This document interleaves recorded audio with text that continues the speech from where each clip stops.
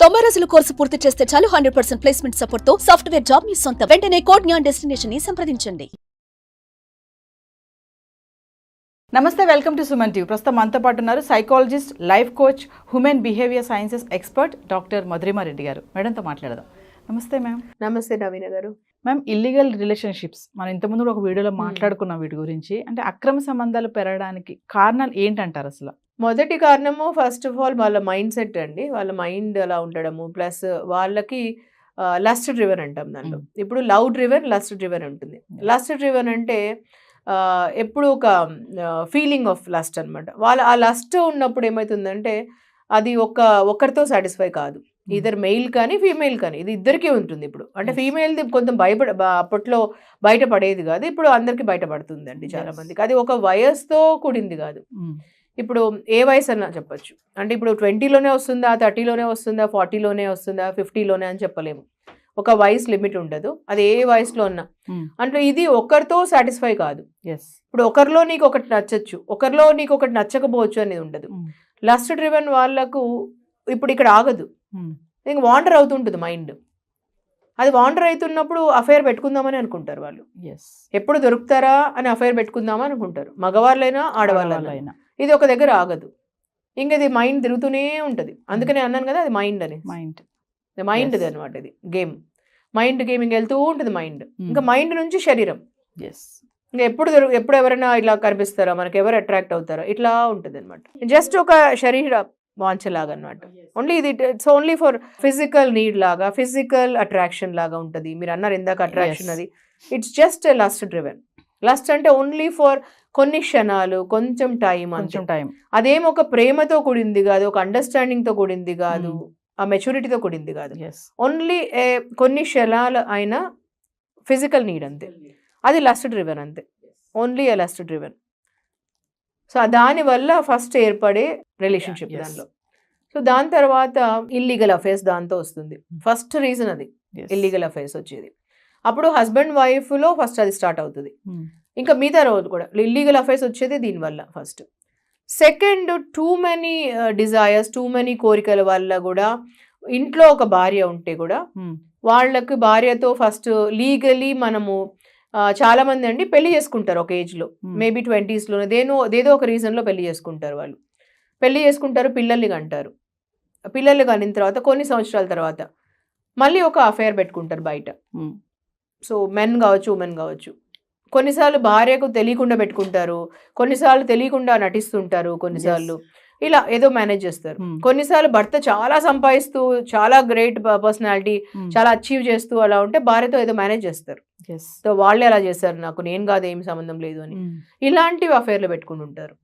అంటే కొన్నిసార్లు అఫైర్లలో ఎలా ఉంటుందంటే అండి, ఫ్రెండ్స్ విత్ నీడ్స్ లాగా అఫైర్స్ పెట్టుకుంటారు.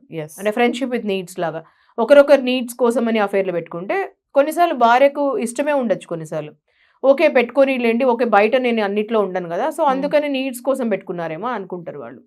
ఇలాంటి అఫైర్స్ అనేది డిఫరెంట్ వెరైటీస్లో పెట్టుకుంటున్నారు ఈ మధ్యలో. ఓకే, అంటే వైఫ్ కి తెలిసినా కూడా కొన్నిసార్లు ఇలా ఉంటున్నారు. ఓకే, సో అలాంటి అఫైర్స్ కూడా జరుగుతున్నాయి, అంటే అవసరాల కోసం అని.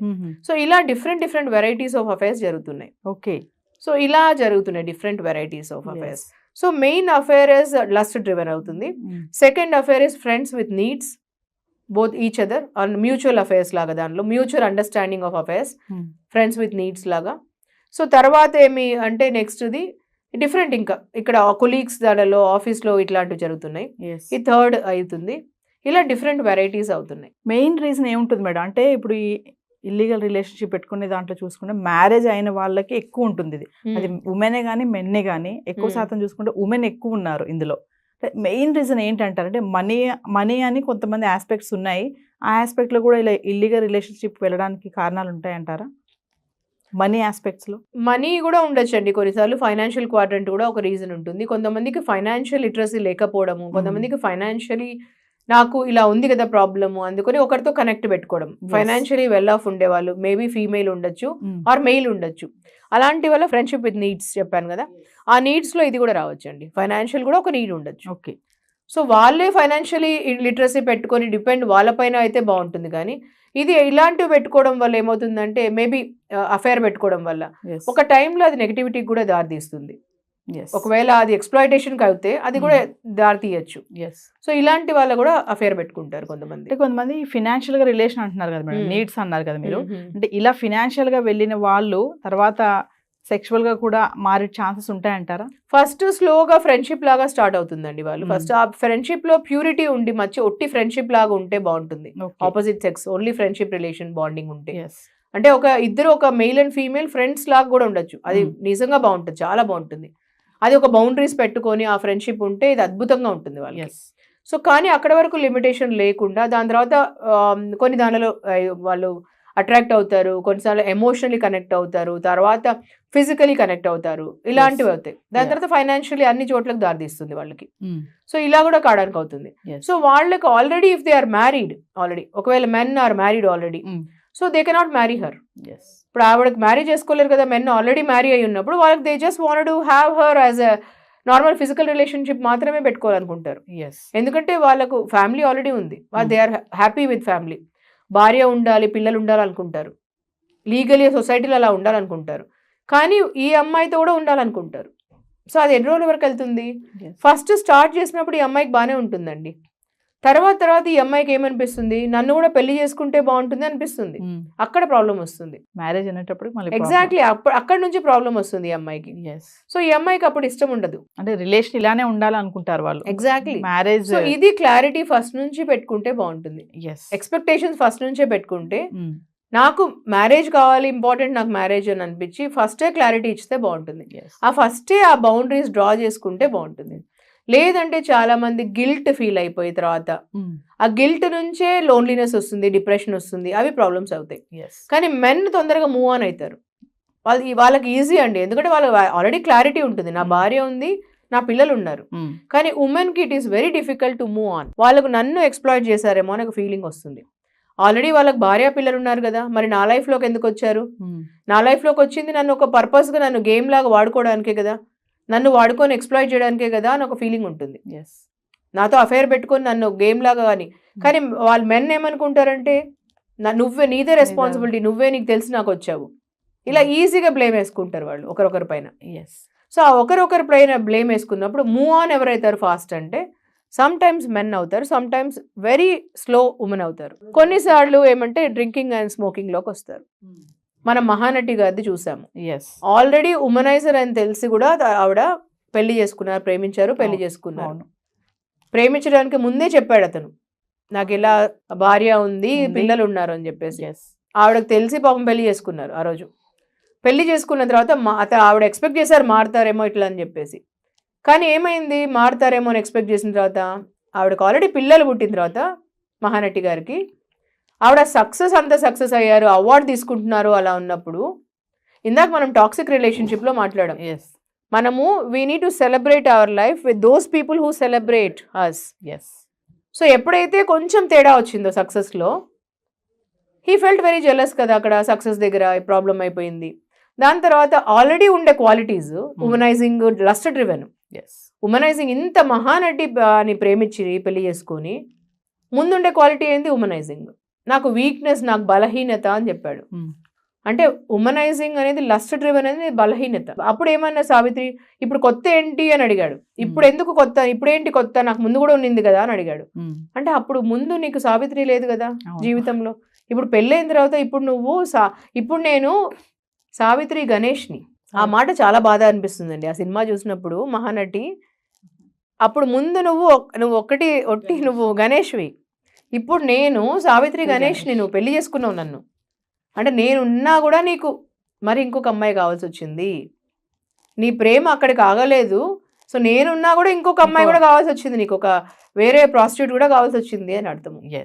అంటే నేను ఇవ్వలేనిది ఒక ప్రాస్టిట్యూట్ నీకు, అంటే దాని పేరు ఏంటి అంటే, అక్కడ లస్ట్ డ్రివెన్ వాళ్ళు అక్కడ ఆగరు ఒకరు. అది ఉన్నప్పుడు మనకు దాని పేరు మైండ్ అండి. ఆ మైండ్ వాండరింగ్ చేస్తూ ఉంటుంది. అది ఉన్నప్పుడు క్వాలిటీ ఏంటంటే మనకు ఆ వ్యసనం అంటాం దాని పేరు. అది కూడా ఒకటి డ్రగ్, స్మోకింగ్, డ్రింకింగ్, దానిలాగా మైండ్ ఇట్లా వాండరింగ్ చేస్తుంటుంది. అది చేసినప్పుడు ఏమవుతుందంటే అక్కడ ఆగదు. అది ఎంత అందమైన అమ్మాయి ఉన్నా భార్య, అది ఆగదు అక్కడ, ఒకరితో అయిపోదు, అది ఆగదు అక్కడ. అది వాండరింగ్, ఆ సిచ్యువేషన్ వచ్చినప్పుడు అది అఫేర్ పెట్టుకుంటుంది వెళ్ళి.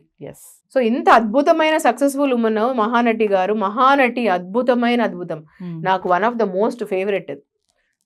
మహానటి గారు. సో ఆవిడలాగా ఇంకా ఎవరు పుట్టలేరు, అసలు అంత మంచిగా ఎవరు అసలు చేయలేరు.